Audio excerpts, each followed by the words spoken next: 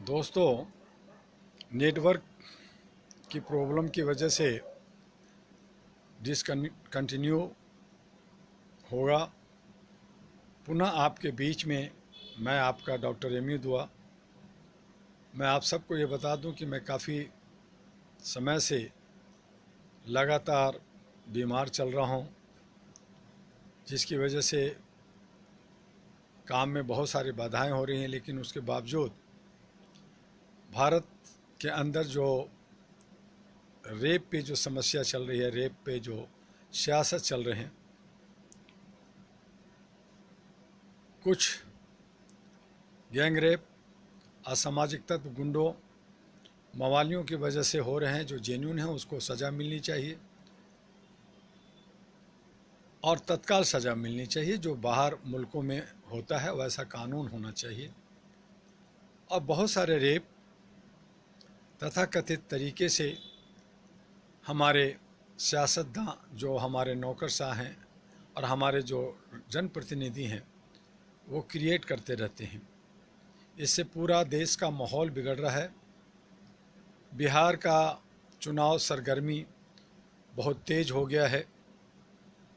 वहाँ से लगातार मुझे बार बार बुलाया जा रहा है, लेकिन मैं इसलिए नहीं जा रहा कि एक तो मेरा स्वास्थ्य ठीक नहीं, दूसरा कि वहाँ राजनीति का विषाद, किसे खरीदना है, किसे बेचना है, कौन सत्ता में आएगा, कौन नहीं आएगा, वो सब कुछ करीब करीब तय हो चुका है। और ऐसी सूरत में मानवता की बात नहीं बल्कि हर कोई बढ़ चढ़ करके जनता को बेवकूफ़ बनाने में लग चुका है। हम सबको सतर्क रहना होगा। देश के अंदर जो हमें जिस रूप से गुलामी में और हमारी जो लोकतंत्र को चकनाचूर करने में लगे हैं, जो एक गैंगस्टर के रूप में देश को आगे ले जाना चाह रहे हैं, उनके लिए हमें जागरूक होने की ज़रूरत है, लोगों को जगाने की ज़रूरत है। हम लोग एक सामाजिक शांति प्रिय लोग, पीस कीपिंग के लोग हैं। हम समाज के अंदर शांति बहाल करना चाहते हैं, लोगों की रोज़ी रोज़गार मिले, लोगों का स्वास्थ्य ठीक हो। इसीलिए सेव लाइफ एंड ह्यूमैनिटी को हम लोग आगे बढ़ा रहे हैं। लेकिन जहाँ लोकतंत्र है वहाँ पावर हमारे जनप्रतिनिधियों के हाथ में जाता है। और इसलिए मैं बार बार कहता हूँ और अब भी कह रहा हूँ कि आप सब लोग भी, जो लोग आगे बढ़ना चाहते हैं, अच्छा समाज का और देश का हित करना चाहते हैं, वो राजनीतिक में आगे आइए।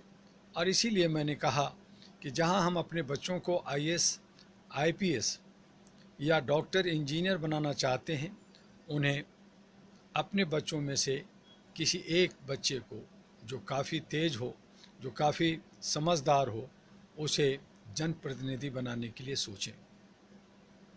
एक जनप्रतिनिधि के अंदर ही डॉक्टर, इंजीनियर, आईएएस, आईपीएस सारे नौकरशाह होते हैं और उनको सैल्यूट मारते हैं। और जो अनपढ़ गंवार हैं, जो देश को नहीं संभाल सकते, नहीं चला सकते, अपनी सियासत को, अपनी चेयर को बचाने के लिए वो तरह तरह के हथकंडे अपनाते हैं, वहाँ हमारे अच्छे बच्चे जाएंगे तो देश और समाज हमारा बेहतर होगा। All India human rights association का जो उद्देश्य है, उस उद्देश्यों को हमें पूर्ति करना है। हमें ज़्यादा से ज़्यादा लोगों को जागरूक करना है, उसके मौलिक अधिकार, उसके संवैधानिक अधिकार और उसके जो यूनिवर्सल अधिकार हैं, उस पर एक बुकलेट हम लोग जल्द ही लॉन्च करने वाले हैं। और जल्द ही हम लोग विदेशों में सेव लाइफ एंड ह्यूमैनिटी पे कार्यक्रम को कंडक्ट करेंगे, अलग अलग कंट्री में। इस पर हम लोग बात कर रहे हैं। आपके पास कोई आइडिया हो, आपके पास कोई लिंक हो जो हमें साथ दे सकता है अंतर्राष्ट्रीय कार्यक्रम करने में, तो अहरा का हेडक्वार्टर दिल्ली से संपर्क कीजिए, आइए।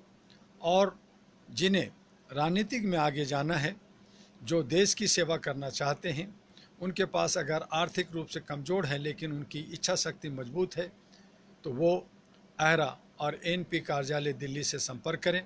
आपको हर तरह का सहायता, हर तरह का आपको रास्ते दिए जाएंगे ताकि आप आगे बढ़ सकें। इस तरह से हम लोग जो समाज के अंदर, जो हमने अभी कहा कि कोऑर्डिनेटर हम लोग बना रहे हैं, हम लोग बहुत जगह अभी 713 सेंटर्स पे हम लोग काम कर रहे हैं। 36 राज्यों में भी काम कर रहे हैं, भारत के बाहर कर रहे हैं। कई रुकावटें सरकार की तरफ से या हमारे कुछ ऐसे मवाली, ऐसे गुंडे बदमाश और जो हमें मानवता को, जो इंसानियत को चूर चूर करना चाहते हैं, जो अपने ईगो में, अहम में हमें और आपको बर्बाद करना चाहते हैं, शांति भंग करना चाहते हैं, वो अपनी हरकतें करते रहते हैं। लेकिन हम लोग आगे अपने धीरे धीरे जैसे भी काम करना है आगे बढ़ रहे हैं। आप सभी इसी तरह से आगे बढ़ते रहिए। आगे आप लोग जो है अपना एक शपथ लीजिए कि आपको 5 या 10 कुछ लोगों को जोड़ना है, एक ह्यूमन चैन बनाना है, ह्यूमन लाइब्रेरी बनाना है। अपने सेंटर्स बनाइए, हर बूथ पे सेंटर बनाइए, हर तालुका, हर प्रखंड, हर जिला और राज्य स्तर पे आप काम करें। आप पूरे भारत में काम करें। ग्लोबल अब एरा हो चुका है, ग्लोबल एरा को आगे बढ़ाना है। हमें पूरी दुनिया में अमन शांति के लिए काम करना है। No caste, no colour, no religion, all are equal, equality पे हम लोग बात करने वाले लोग आगे बढ़ रहे हैं और आगे बढ़ेंगे। जो लोग जात पात, ऊंच नीच का राजनीति कर रहे हैं उन्हें करने दीजिए। हम शांति, सद्भावना का, अपने जो ये स्वास्थ्य है उसे सेव लाइफ और ह्यूमनिटी पे आगे काम करना। आगे छोटे छोटे जितना हो सके कार्यक्रम कीजिए, लोगों को जोड़िए।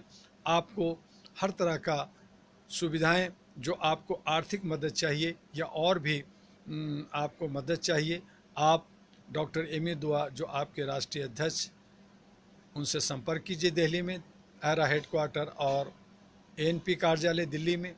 और इस तरह से हम लोग आगे काम करें। जहां कोई भी सरकार के लोग आपको तंग करते हैं, परेशान करते हैं, उनसे उनके अधिकार के बारे में पूछिए। उनसे आपको ग्रुप में शांति रूप से बातें करनी है, क्योंकि बहुत सारे समाज के अंदर आपके नाम से और कई तथाकथित सरकार के नाम से गलत काम करते हैं। उनसे बचना है, क्योंकि वही लोग हमें और आपको बदनाम करते हैं। तो हमें इस तरह से लड़ना है, भिड़ना है। जो राज्य के अंदर मानवीय मूल्यों को दबाने की बात करता है, जो हमारे अधिकार को छीनना चाहता है, उनसे हमें दो दो हाथ होना है। और वो तभी होंगे जब हम लोग आपस में मिल कर के, चाहे हिंदू हो या मुसलमान, सिख हो या ईसाई, चाहे वो कोई भाषा बोलता हो, चाहे वो किसी भी क्षेत्र में रहता हो, उन्हें एकजुट हो कर के काम करना होगा, आगे बढ़ना होगा। और इसी तरह से लोकतंत्र की खूबसूरती भी आगे बढ़ेगी। हम लोग आगे ऐसे लोगों को ही जोड़ना चाहते हैं जो वंचित हैं, जो शोषित हैं, जो उत्पीड़ित हैं, जो दलित हैं, जो कहीं ना कहीं उनके अधिकार छीने गए हैं। उस तमाम लोग बिना जात पात का, बिना भेदभाव का एकजुट हों। और इस तरह से जितनी भी संस्थाएं हैं, जितनी भी पार्टियां हैं, उन सब को हम लोग दावत दे रहे हैं। सबसे हमारी बात हो रही है, आप भी बात करें और हमें बताएं। उन्हें साथ में जोड़ करके, साथ में चल करके हम लोग आगे बढ़ेंगे। बस आज आपसे इतना ही कहना चाहूँगा कि आज जो हमारे देश के अंदर जो रेप का, जो आज जो ये घिनौना हरकतें जो कर रहे हैं, और उसमें जो हमारे हिंदू मुस्लिम या ब्राह्मण या ठाकुर या दलित या जो वाल्मीकि, इस तरह से जो बांटने की जो कोशिश किया जा रहा है, उससे बचना है। जो रेप होता है वो एक लड़की का होता है, वो किसी भी जात का हो, ये ठीक नहीं है। और इस पे हमें बिना जात पात को नाम लिए, बिना किसी तरह का भेदभाव किए हमें इसका विरोध करना है। और ऐसे लोगों को सज़ा तत्काल होनी चाहिए, चाहे उसे फांसी हो, चाहे उसे नपुंसक बनाया जाए, चाहे वो दूसरे देशों में जो कानून है उसके आधार पे हमारे भारत के अंदर भी कानून बने। इस पे भारत सरकार से भी बात हो रही है। और हम लोग चाहते हैं कि भारत के अंदर बार बार, चाहे वो हमारी सीमा का चाइना से हो, चाहे पाकिस्तान से हो, चाहे अन्य जो हेडन आते हैं, समस्याएं आती हैं, उसके लिए हमें यूनाइटेड नेशन के अंदर भारत को सिक्योरिटी काउंसिल का अस्थायी मेंबर सदस्यता मिले और वीटो पावर मिले। इसके लिए भी हम लोग काम कर रहे हैं। और इसके लिए अहरा विदेशों में कई कार्यक्रम चाहे वो न्यूयॉर्क है, चाहे हमारे कैलिफोर्निया है, चाहे पेरिस है, चाहे न्यूजीलैंड है, ऑस्ट्रेलिया है, अफ्रीका है, हर जगह हम लोग प्रोग्राम करने जा रहे हैं। उसकी तैयारियां हम लोग कर रहे हैं। आप हमें सहयोग कीजिए, आगे हमें सलाह दीजिए, और जो आपके लिंक हैं आपके पास वो हम तक शेयर कीजिए, व्हाट्सएप से, सोशल मीडिया से, और आकर भी हमें संपर्क कर सकते हैं। हमें डायरेक्ट फ़ोन कर सकते हैं। हमारे जो फ़ोन है वो हमारे सारे सोशल मीडिया में हम लोग समय समय पे देते रहते हैं। फिर भी आप हमारे नंबर लिख सकते हैं 9910636345। दूसरा नंबर है 9213493068, और तीसरा नंबर है 9313125531। आप इससे संपर्क करें, ईमेल भी भेज सकते हैं, और इस तरह से हम आपस में जुड़ें और जुड़ करके अपनी हर समस्या का हल निकाल सकते हैं। कोई ऐसी समस्या नहीं है जिसका हल नहीं होता, और उन समस्याओं के लिए हम लोग जो है आगे बढ़ें। जो हमारे भाई, मेरे बहन, मेरे जो माताएं हैं, मेरे जो बुज़ुर्ग हैं, उन तमाम लोगों की जो परेशानियां हैं, उनको जो आज हमारे प्राकृतिक, या हम भगवान, खुदा, या हम जो गॉड कहते हैं, उनकी तो उनको सहायता मिलती है, उनसे उनको रूबरू मिलती है, लेकिन इंसानियत होने के नाते, मानव होने के नाते, एक ह्यूमन होने के नाते हम एक दूसरे के काम आ जाएं।